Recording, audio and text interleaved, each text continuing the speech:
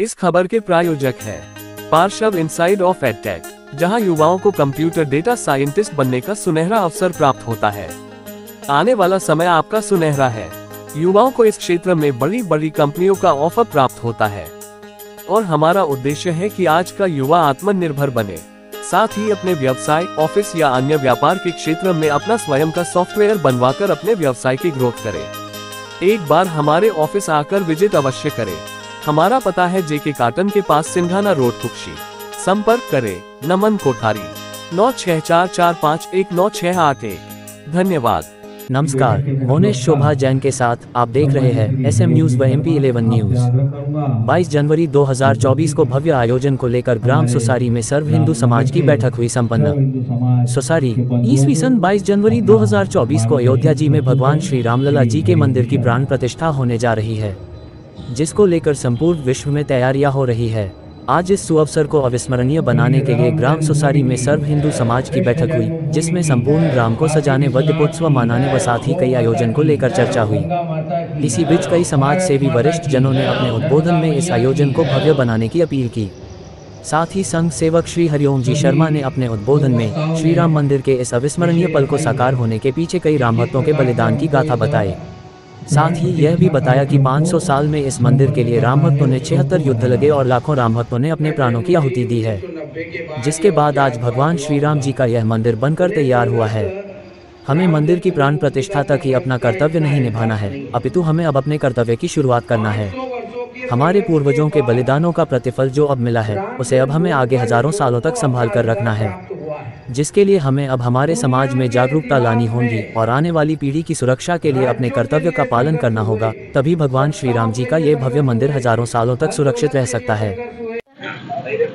नमस्कार, मैं हूं मोनेश कुमार जैन और आप देख रहे हैं SM न्यूज और MP11 न्यूज। आज नगर सुसारी में आज हम भ्रमण कर रहे हैं और आज हमने भ्रमण कर पूरे नगर सुसारी को देखा। एक अयोध्या के रूप में सजा हुआ है पूरा सुसारी। और आज सर्वधर्म हिंदू समाज की बैठक रखी गई थी, जिसमें आज हमारे वरिष्ठ वक्ता हरिओम जी शर्मा भी शामिल हुए थे। इस बैठक में क्या क्या बातचीत हुई, आने वाली 22 तारीख को राम मंदिर प्रतिष्ठा महोत्सव के बारे में क्या क्या जानकारी आज हमारे हरिओम जी शर्मा बताएंगे। भैया जी जय सियाराम। जय सियाराम। भैया आज 22 तारीख को प्राण प्रतिष्ठा महोत्सव, उसके उपलक्ष्य में आज जो सर्व हिंदू समाज की बैठक रखी गई थी, उस बारे में कोई जानकारी भी? पूरे भारत में नहीं, पूरे विश्व में रामलला की प्राण प्रतिष्ठा का महोत्सव बड़े धूमधाम से मनाया जा रहा है। 500 सालों के सतत संघर्ष के बाद हिंदू समाज को राम जन्मभूमि प्राप्त हुई है और 22 जनवरी को भव्य प्राण प्रतिष्ठा होने जा रही है। तो इस आज की बैठक में ही नहीं, पूरे भारत भर के अंदर, पूरे विश्व में 22 जनवरी को दीपावली मनाई जाएगी। घर घर दीपक जलाए जाएंगे, मंदिरों में महाआरती होगी, प्रसादी होगी, भव्य शोभा यात्राएं निकाली जाएगी और पूरे विश्व के अंदर एक उत्साह का वातावरण है। और राम जन्मभूमि पर रामलला की प्राण प्रतिष्ठा के साथ ही आग्रह है कि हमारे मन मंदिर में भी रामलला की स्थापना होनी चाहिए। राम जी का मंदिर तो बन गया, अब मन को मंदिर बनाने की आवश्यकता है। संपूर्ण विश्व को हम एक कुटुंब के रूप में मानते हैं। सबका सुख हमारा सुख, सबके लिए शांति की कामना करते हैं और इसलिए भगवान रामलला की प्रतिष्ठा के साथ ही साथ संपूर्ण हिंदू समाज पूरे विश्व में सुख, शांति और आरोग्यता के लिए कार्य करता रहा है, कार्य करता रहेगा और ऐसी ही कामना हम लोग करते हैं। भैया भी सर्व हिंदू समाज की बैठक हुई थी, जिसमें हमारे बहुत से राम भक्त हैं। इनमें से राम भक्तों ने कहा था कि ये जो अयोध्या जी में राम मंदिर बन रहा है, इसके पहले कई हमारे पूर्वजों का बलिदान है, उस बारे में थोड़ा सा संक्षिप्त में। आज दुनिया ने देखा कि राम जन्मभूमि के मंदिर की नींव में चांदी की ईंट रखी गई, लेकिन उस चांदी की ईंट को रखने के पहले उस नींव में लाखों हिंदुओं ने अपना बलिदान दिया, अपने रक्त की बूंदें उसमें शामिल की है, तब जाकर के यह भव्य मंदिर निर्माण हो रहा है। 76 युद्ध लड़े हमने, 4.5 लाख हिंदू वहां पर शहीद हुए हैं। 90 की कार सेवा दुनिया जानती है।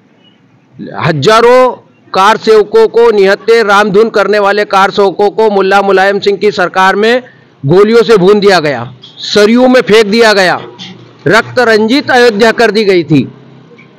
तो ऐसा एक लंबा संघर्ष का इतिहास रहा है। 1528 से लेकर के राजा महताब सिंह जी, उसके बाद में देवी दीन पांडे के नेतृत्व में, आपको एक जानकारी और दे दूं मैं, उस समय थोड़ा मेरे ध्यान से निकल गया था, 500 वर्षों के लिए एक संकल्प लिया कि हम जूता नहीं पहनेंगे, छाता नहीं लगाएंगे, सर पर पगड़ी नहीं बांधेंगे, सूर्यवंशी क्षत्रियों ने, और उस संकल्प को 500 सालों तक निभाया। अब 22 जनवरी को वे लोग अपने पैरों में जूता धारण करेंगे। तो इस संकल्प ऐसे वैसा मोने जी, ऐसे संकल्पों के साथ मंदिर का निर्माण हुआ है, ये मामूली बात नहीं है। अभी वो झारखंड की सरस्वती देवी है, 31 सालों से मौन है, अब 22 जनवरी को मौन खोलने जा रही। एक सियाराम जी गुप्ता है, 1 करोड़ रुपए उन्होंने दान में दिए, और कब दिए?